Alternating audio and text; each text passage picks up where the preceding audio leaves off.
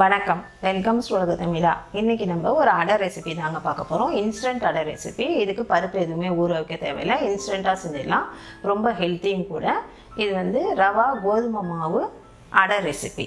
வாங்க எப்படி செய்யுதுன்னு பார்க்கலாம். இது வரைக்கும் நம்ம சேனலை சப்ஸ்கிரைப் பண்ணலைன்னா சப்ஸ்கிரைப் பண்ணிவிடுங்க. பக்கத்தில் இருக்க பெல் ஐக்கானையும் ப்ரெஸ் பண்ணிக்கோங்க. அப்போ தான் நாங்கள் போடுற புதிய வீடியோக்களோட தகவல் உங்களுக்கு கிடைக்கும். ரவா கோதுமை மாவு அடை செய்யறதுக்கு இப்போ ஒரு கிண்ணம் எடுத்து வச்சுருக்கோங்க. இதில் 1 கப்பு ரவை, வறுத்த ரவை வறுக்காத ரவை எது இருந்தாலும் பரவாயில்ல. கோதுமை மாவு 1 கப், 1.5 டேபிள் ஸ்பூன் கடலை மாவு, 1 டேபிள் ஸ்பூன் போட்டாச்சு. இப்போ இதுலேயே ஒரு 1/2 டேபிள் ஸ்பூன், 1/4 டீஸ்பூன் பெருங்காயப்பூ, 1 டீஸ்பூன் சீரகப்பொடி, 1 டீஸ்பூன் தனி மிளகாத்தூள் காரத்துக்காக. இப்போ இதுக்கு தேவையான உப்பு. இப்போ இது எல்லாத்தையும் நல்லா சேர்த்து முதல்ல கலந்துடலாம். இப்போ இதில் 1/2 கப்பு தயிர், ரொம்ப புளிக்காமல் கொஞ்சம் ஓரளவு புளிப்பு இருக்கிற தயிராக பார்த்து எடுத்துக்கோங்க. இதையும் நல்லா ஊற்றி கலந்துடலாம். இப்போ இதை நல்லா கலந்தாச்சு. இப்போ இது கூட 1 வெங்காயம் பொடியாக நறுக்கினது, 1 வெங்காயம் இதை சேர்த்துடலாம். ஒரே ஒரு பச்சை மிளகா, ஒரு சின்ன துண்டு இஞ்சி, கொஞ்சமாக கருவேப்பிலை, கொஞ்சமாக கொத்தமல்லி, இது எல்லாத்தையும் ஒன்றா சேர்த்துக்கலாம். இப்போ இது நல்லா பெசரியாச்சு. இதோட இப்போ நம்ம கொஞ்சம் கொஞ்சமாக தண்ணி தெளித்து பெசிக்கலாம். இது 1/2 கப்பில் எடுத்துருக்கலாம் தண்ணி ஃபஸ்ட்டு. இது நம்ம சப்பாத்தி மாவை விட கொஞ்சம் கலராக பிசைஞ்சால் போதும். இப்போ இன்னும் கொஞ்சம் ஒரு 1/4 கப்பு தண்ணி போட்டுக்கலாம். நம்ம இதை நல்லா பிசைஞ்சிடலாம்.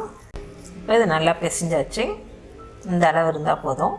நல்லா தளர்வாக இருக்குது, கையில் விட்டுது. கொஞ்சம் நேரம் ஊறிடுச்சுன்னா ரவை கொஞ்சம் தண்ணி அப்சர்வ் பண்ணிக்கும். அப்போ நம்ம கரெக்டாக இருக்கும். இது ஒரு 15 நிமிஷம் அப்படியே இருக்கட்டும். இப்போ மாவு ஊறுதுங்க. மாவு ஊறுற அந்த கேப்பில் நம்ம இப்போ அதுக்கு சைட் டிஷ்க்கு தக்காளி தொக்கு செஞ்சிடலாம். அதுக்காக இப்போ ஒரு கடாய் வச்சு எண்ணெய் ஊற்றி வச்சுருக்கேன். இதில் 1/4 டீஸ்பூன் கடுகு, 1/4 டீஸ்பூன் பெருங்காயப்பொடி, இப்போ இதில் கட் பண்ணி வச்சுருக்க தக்காளி, இதை நல்லா வதக்கிடலாம். இதோட கொஞ்சமாக பூண்டு, ஒரு 2 பல்லு பூண்டு நசுக்கி வச்சுருக்கேன், அதையும் சேர்த்துக்கலாம். இது நல்லா வதங்கட்டும். இப்போ இதுக்கு தேவையான உப்பு. இது நல்லா ஜூஸ் எல்லாம் இறங்கி நல்லா வதங்கி வரட்டும். இப்போ இது நல்லா ஜூஸ் எல்லாம் இறங்கி நல்லா வதங்கி வந்துச்சு. இதோட 1/4 டீஸ்பூன் மஞ்சள்தூள், 1 டீஸ்பூன் மிளகாத்தூள். இப்போவே எண்ணெய் நல்லா பிரிஞ்சு தான் வந்துச்சு. இந்த மிளகா நெல்லி போகிறதுக்காக கொஞ்சம் ஸ்டவ்வை ஸ்லோ ஃப்ளேமில் வச்சுட்டு கொஞ்சம் நேரம் இருக்கட்டும். அப்படியே நல்லா எண்ணெய் பிரிஞ்சு வந்துடுச்சுங்க. நமக்கு தக்காளி தொக்கு ரெடி. இப்போ இந்த மாவு பார்த்துடலாம். இப்போ மாவு நல்லா ஊறிடுச்சுங்க. இப்போ இதை நம்ம அடை தட்டி போட்டு எடுத்துக்கலாம். இப்போ இதுக்கு நான் ஒரு பிளாஸ்டிக் ஷீட் எடுத்துருக்கேன். நீங்கள் வேணால் வாழையில் கூட எடுத்துக்கலாம். வாழையில் எடுத்துகிட்டு அதில் கொஞ்சமாக லைட்டாக ஆயில் அப்ளை பண்ணிடலாம். அதையும் கொஞ்சம் நல்லா அப்ளை பண்ணிக்கலாம்.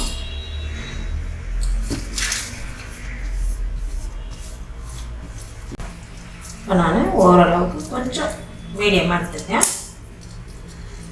நீங்கள் எந்த அளவுக்கு போடணும் விரும்புகிறீங்களோ அந்த அளவுக்கு எடுத்துக்கோங்க உருண்டையை. இதை தட்டிக்கலாம். இது ரொம்ப மெல்லிசாகவும் தட்ட வேணாம், ரொம்ப கனமாகவும் தட்ட வேணாம். ஒரு இவ்வளோதான் தட்டி ஆயிடுச்சு. ரவாவை போட்டு எடுத்துடலாம். இப்போ இதை போட்டு எடுத்துடலாங்க.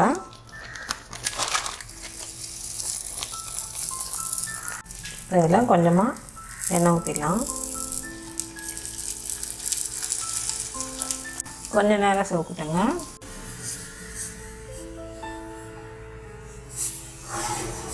இப்போ இந்த பக்கமும் நல்லா சிவந்துச்சு, எடுத்துடலாம். இப்போ நமக்கு சுவையான ரவா கோதுமை மாவு அடை ரெடி.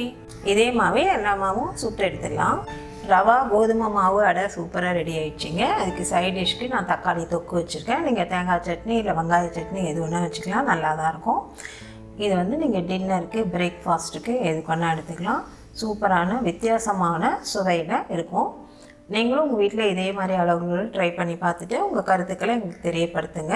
இந்த வீடியோ பிடிச்சிருந்தா லைக் பண்ணுங்கள், ஷேர் பண்ணுங்கள். மறக்காமல் உலக தமிழா சேனலை சப்ஸ்கிரைப் பண்ணுங்கள். தேங்க்யூ.